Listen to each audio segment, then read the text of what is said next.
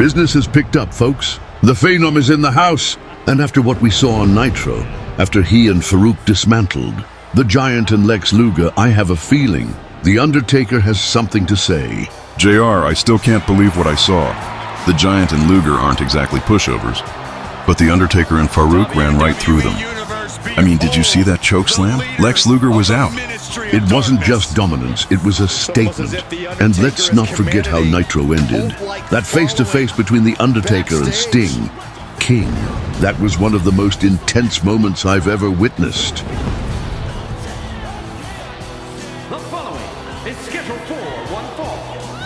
Oh, you could feel the tension. Two icons, two legends, staring each other down in the middle of that ring with the whole world watching. Neither man blinked. JR, The Undertaker, Sting. What does this all mean? That's what we're about to find out. The Undertaker has taken over WCW by storm, and I don't think Sting or anyone else saw it coming. Forces we've seen. The Undertaker has gone too far. Yeah, but in his mind, Byron, he hasn't gone far enough. No telling how much more pain and suffering yet to be caused.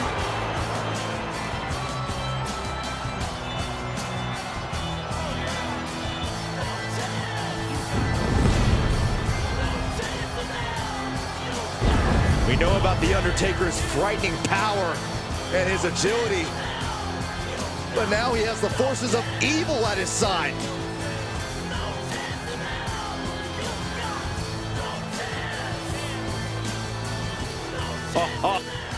For years, I have walked through the fires of battle.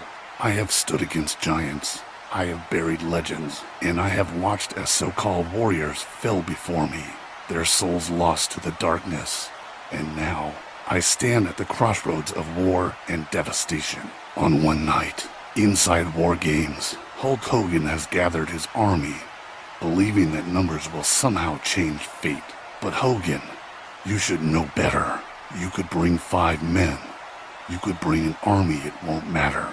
Because once that cage door is locked, they will find themselves trapped in a battlefield that belongs to me. And one by one, I will lay them to rest. But War Games is only the beginning. The very next night, I will walk into the elimination chamber, a structure built to break men, to test their will, to push them beyond their limits. Inside that steel monstrosity stands 5 others, all seeking to survive. But survival is not an option when you stand against the Reaper. The Rock, the so-called people's champion, you stand in my way. My own flesh and blood.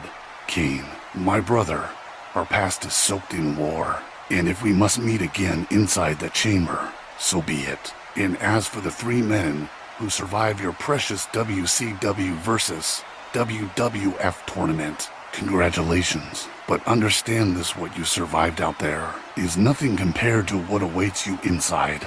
I do not fear the elimination chamber. I am the elimination chamber. That steel, that suffering, that pain, it is my domain. And when the dust settles, when the bodies are broken and the souls are shattered, I will stand above them all, and I will take my rightful place as the last survivor. Bite me. Well, he's back and better than ever. Oh great, just when the Undertaker was about to make his intentions clear, here comes Eric Bischoff, strutting out here like he owns the world. Somebody get this guy a reality check. JR, show some respect. That's the boss of WCW, and you can bet he's not too happy about what the Undertaker did on Nitro last week. I don't give a damn if he's the King of England interrupting the Undertaker. When he's in this kind of mood, that's about as smart as sticking your hand in a hornet's nest. Well, Bischoff isn't backing down, JR. He's got something to say, and by the look on his face, he's about to shake things up. Wow, just wow. You know, Undertaker, I gotta admit, you really have a way with words. That whole dark and ominous thing. Classic.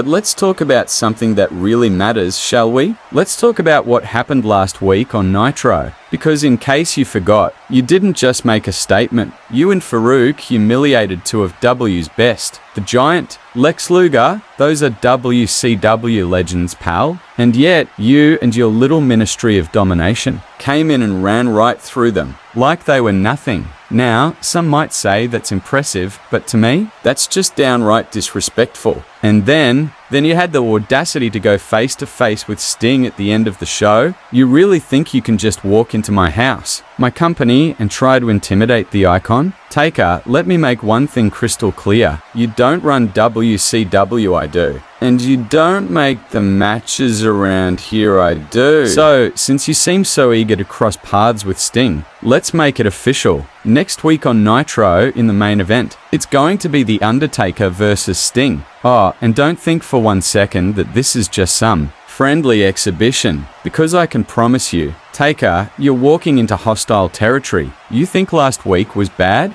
You think you made a statement? Well, next week, Sting is going to show you that WCW isn't some graveyard for you to dig your holes in. This is our house, and you're about to find out the hard way. I don't know, JR. Bischoff might be playing with fire, but you gotta admit he's got guts. And now we're getting Undertaker versus Sting next week on Nitro. That's huge! Oh my God, it's him! It's Bret Hart! The Hitman is back in the war zone! Wait a minute. We haven't seen Bret Hart since No Mercy. Since The Undertaker beat him in one of the most controversial matches of all time. Since Shane McMahon, of all people, cost the Hitman the match and left him to be brutalized inside hell in a cell. King, I'll never forget that night. Bret Hart and The Undertaker tore each other apart. And when it looked like the Hitman